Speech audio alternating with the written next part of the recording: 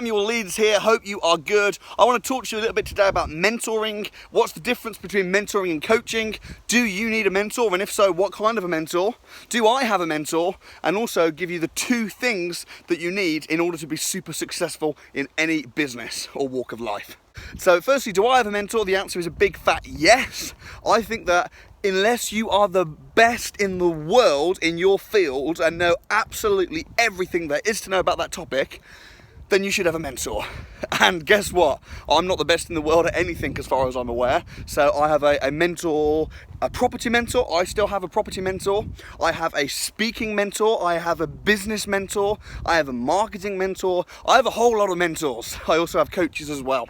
The difference between a mentor and a coach is that a mentor is someone that will give you information. So you'll come to them and you'll ask for advice, kind of like a consultant. A coach is someone that will cheer you on and say, come on, you can do this, and hold you accountable. Both are super important. Personally, I prefer mentors because I'm a pretty self-motivated kind of guy, and my wife is my biggest cheerleader. She holds me accountable, that's for sure. So I prefer mentors, but it depends on the person. You might prefer a coach, but you probably need both. So yes, I've got mentors, and I've been in property for 10 years now, so I do know my stuff, but there's still some aspects to property that I don't know lots about. So I might have a mentor who specifies in a slightly different type of property. So for instance, commercial property, I know a little bit about it, but my expertise lies in residential property. So unless you know everything about everything, you need a mentor. In order to be successful, you need 2 things. You need 1, knowledge. You got to know what to do. And then 2, you've got to have action and actually implement that knowledge.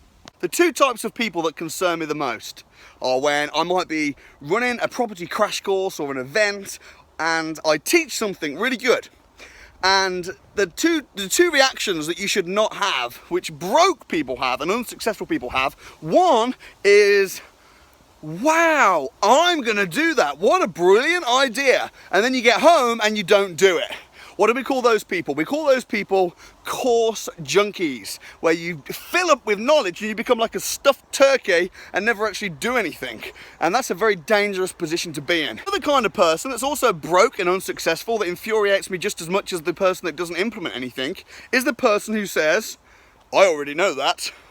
And they've heard it before, or they think they know it, but they're not doing it. Well, guess what? If you don't do it, then you don't know it. So the 2 things that you need in order to be successful, 1 is knowledge, and 2 is action, implementation. If you can have the knowledge and then have the discipline and the courage to actually do it, you're gonna fly in any field, in any business. The next question, when do you stop needing a mentor? When do you say, okay, you know what, enough's enough, I am good? Well, what I would say is, you stop needing a mentor when you are the best in the world at that subject and when you know everything there is to know about that field, which is probably never. And in fact, if you look at the people that are the best in the world, guess what? They still have mentors and coaches. So yes, you absolutely do need a mentor. Mentors should work for free out of the goodness of their heart. Let me explain why that's baloney. Reason number 1 is because even though your mentor probably doesn't need the money, they'll take the money. Why? Because they know that everything has to have a fair exchange, and if they train you for a pittance just out of the goodness of their own heart, then there's an imbalance in the world, and it's just not how life works. So unless you're super lucky and you manage to have a parent or a friend of a friend who's happy to do it for free, then generally speaking, wake up to the real world. If I'm looking for a mentor, I'm wanting to spend big bucks because I know that that's what you get, what you pay for. And if I'm going to spend my time and energy with somebody, learning and squeezing information out of them, I want them to be absolutely freaking awesome at their field. And if I have to pay big bucks, then I completely expect to do that. And the final question is, do I mentor people? A lot of people email me all the time asking if I can mentor them. Not really. I do a very little bit, but it's very selective, and usually I have to know you first. So probably the best thing, if you did want to be mentored by me, the best thing would probably be to come down to one of my programs, meet me. So I hope that's been helpful.